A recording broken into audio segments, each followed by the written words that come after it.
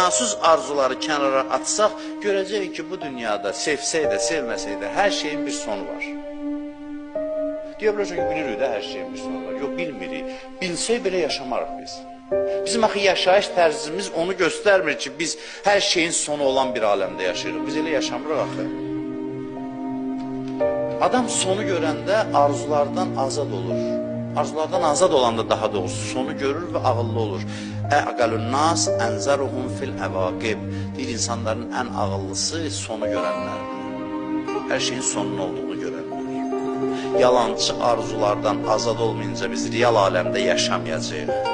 Arzu insanın mühərrikidir, insanı hərəkətə gətirir. Allah bunun üçün arzunu qoyub ki, insan hərəkət eləsin. Alçaq və dəyərsiz şeyləri insan arzulayanda hərəkəti nə olur? Səhv istiqamətdə olur. Səhv, yanlış istiqamətdə hərəkət edir və potensialından istifadə edə bilmir. İnsana arzu lazımdır. Arzu olmasa insan hərəkət eləməyəcək.